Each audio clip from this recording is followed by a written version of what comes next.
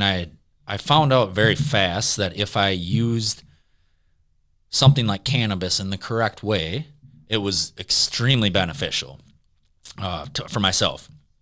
So then it was, I mean, you are the one that asked if I wanted to try psilocybin. And this was obviously after, I mean, we did a lot of research. You did a lot of research yourself. And then when you brought it up to me, I started doing a lot of research, listening to a lot of podcasts.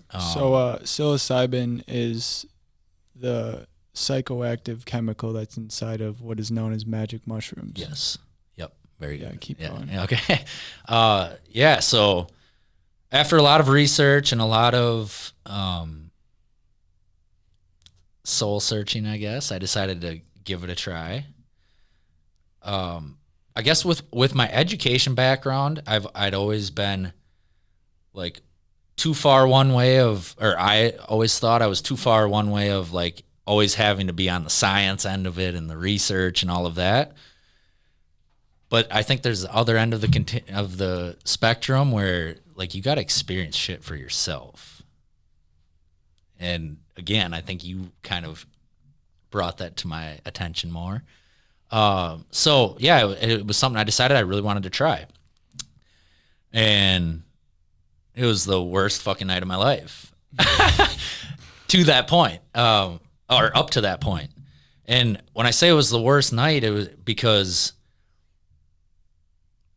I didn't want to do what it was wanting me to do. Can you unpack that a little bit? Yeah. So, I took them and took the mushrooms. And what did we do? Like 3 grams, 3.5. It was something we like each that, right? did Or four. Four. Okay. So after about a half hour, I decided I need to lay down. And obviously, you know, like I shouldn't say obviously, colors were getting brighter. You know, I experienced that first. And then I had a feeling, and every time I explain this, I hate it because I can't say that there was a voice in my head, but also there was something that was like controlling me in a way, or guiding me, I should say. Yeah, it seems to be, especially with mushrooms, that it's almost as if the mushroom has a consciousness that communicates with you, and maybe it does. Yeah. I mean, we think it does, actually, don't we? I mean, after experiencing it, I would say that seems very likely. Like it lines up with that theory. There has to be something there, and I really don't assert to the argument, oh, you're just fucking up your mind. Like you're just having it's just different chemicals in your mind. Anyone that's gone through that experience, I think, would say the same thing. It's different than, it's just different than what we were all led to believe. There seems to be at least in my experiences, a presence during your psychedelic trip with mushrooms that is almost guiding you to places of your mind that you had before that kind of shied away from, and it really forces you to confront things that need to be confronted. Like it has this intelligence that knows what you need to experience, and it seems like that's what started happening once you laid down on the floor. So that the perfect word I think you just said was intelligence, because that's kind of what I felt like.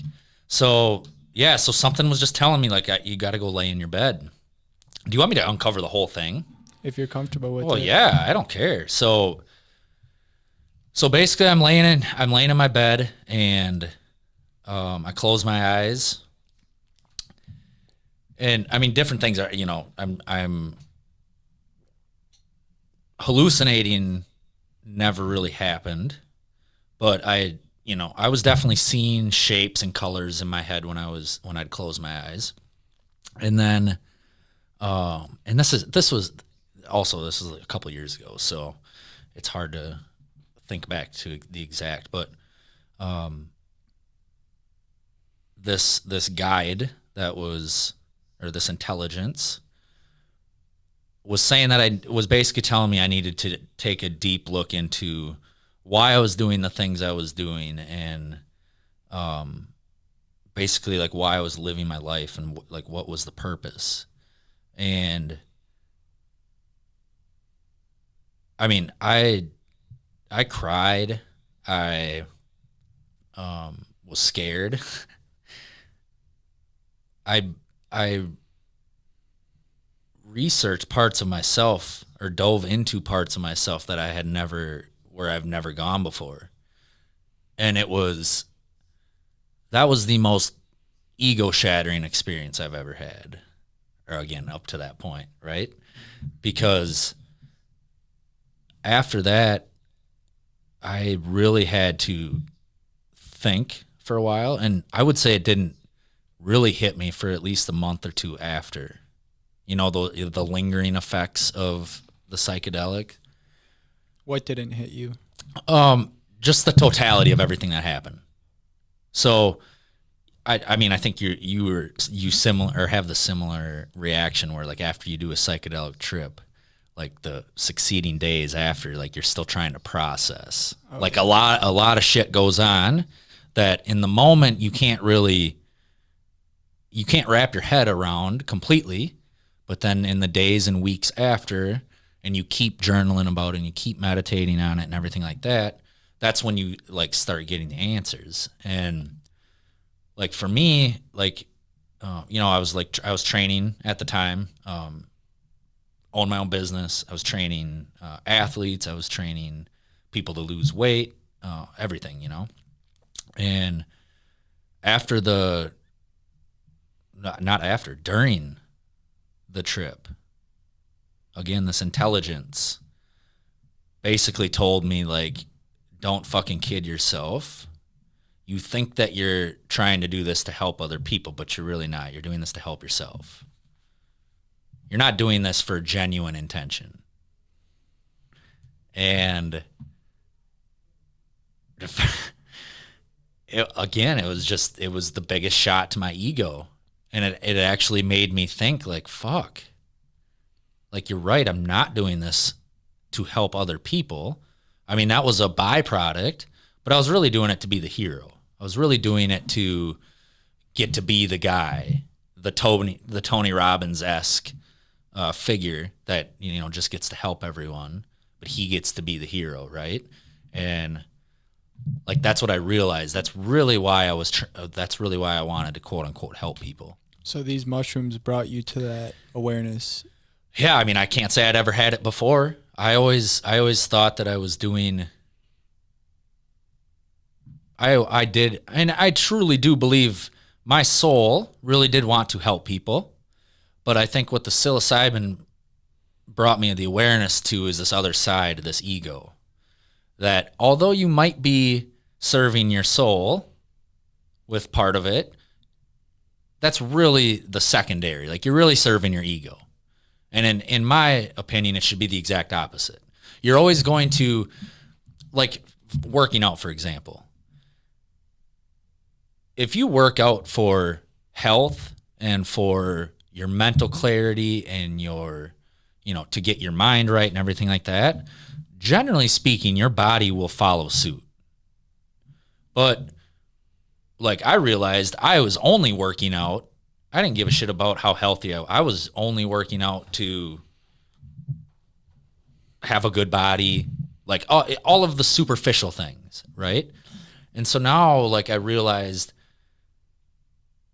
like if you listen to your soul, if you listen to that voice inside, the, you know, we call it intuition, you know, the gut feeling, whatever you want to call it. Like to me, that's our soul speaking to us. And I think when you listen to that should really be your guiding force in life. That should really be that source that you try to tune into, in my opinion. And I think until the psilocybin, I don't think I actually grasped what that felt like or that connection. So I think you used the words "worst night of my life." Yeah. So do you mean? I think you mean it was the most difficult night of your life. Yeah. So like when I say it was the worst night of my life, if you would have asked me as I was going through that, it was the worst night of my life. As I was going through it, funnily enough, it ended up being one of the best nights of my life. I mean, looking back now, right? And I feel like that's kind of life. That's the way life goes. Because when we put ourselves in uncomfortable situations, we usually come out better on the other end.